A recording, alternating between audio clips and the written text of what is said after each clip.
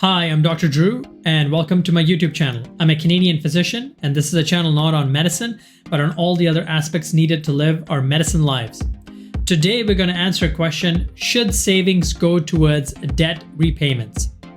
And this is a question that commonly gets asked along the entire investing journey, as well as the financial journey of a working career physician or high-income earner. And so today, we're going to try to answer that question, but obviously this is not financial advice or accounting advice. It's just a philosophical discussion on this particular aspect or topic. And so the question is, what is savings, or how can we use those savings to pay into our debt? And so we talked about it in the last few YouTube episodes about what is secured debt, which is essentially things like mortgages, auto loans, home equity line of credits that have a collateral asset. And should we be unable to make that debt payment, we can then get rid of the asset, which would then get rid of the debt and wouldn't leave us in a financial pickle, so to speak. But in the other case, which is unsecured debt like medical student loans, credit cards, government student loans, private IOUs, and so on, you're essentially guaranteeing that loan amount, and essentially the only way to get rid of that debt would be to go through some form of legal proceedings, bankruptcy, and so on. Now, I'm not an expert in any of those, but you have to be comfortable with that aspect of debt. And so all debt is not created equal, so to speak. Now, most people in society describe it as good debt and bad debt. Now, the definition of good debt and bad debt is very different depending on the investor that you ask. So some people classify good debt as debt that helps you build wealth. Well, there's a lot of gray in between, and similar to medicine, there's no black and white answers. Sometimes you may have to take on bad debt to build wealth. So how is bad debt then used to build wealth? So it's not a very good definition that way. And so that's why I don't use the word good debt or bad debt. I essentially use the terms secured debt, which is, I think, generally good debt, and unsecured debt, which is generally bad debt. And the reason they're good or bad is because I want to have options and flexibility for whatever reasons I may become disabled, or I may be unable to earn an income. And so I don't want to be burdened with this debt. And so secured debt allows me to get rid of it by getting rid of the asset.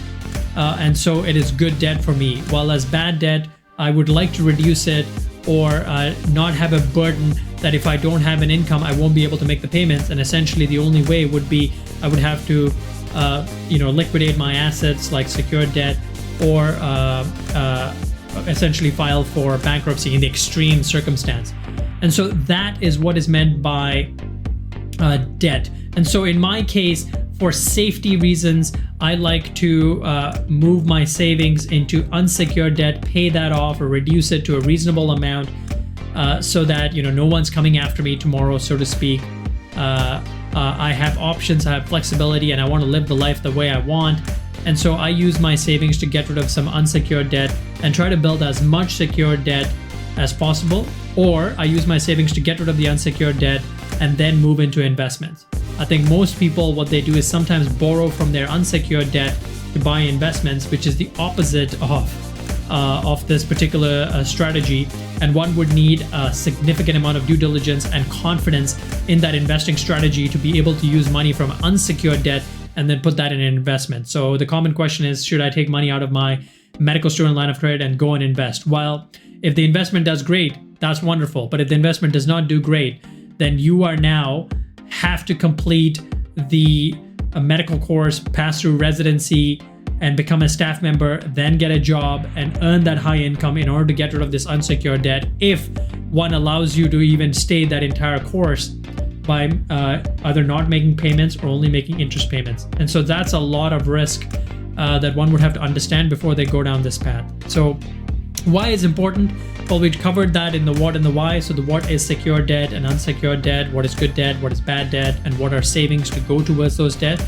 And why I have been using this strategy is I had the same questions. Should I use my medical student line of credit to invest? I can build my retirement income, save for my children's education, all those kinds of things. But what I can say is that it increases your worry and decreases your wiggle room you have for using that unsecured debt for truly emergencies like losing your job, becoming disabled, waiting for your critical illness insurance to kick in, all those kind of parameters. So I tend to use my savings to pay unsecured debt, not just any debt, and then use it for investments. And generally people should have a low amount of unsecured debt. And so how you can do this is a very personal decision. You need to understand the definitions of unsecured and secured and be able to have savings in the first place from your cash flow statement and then move it towards paying your secured or unsecured debt, but mostly unsecured debt.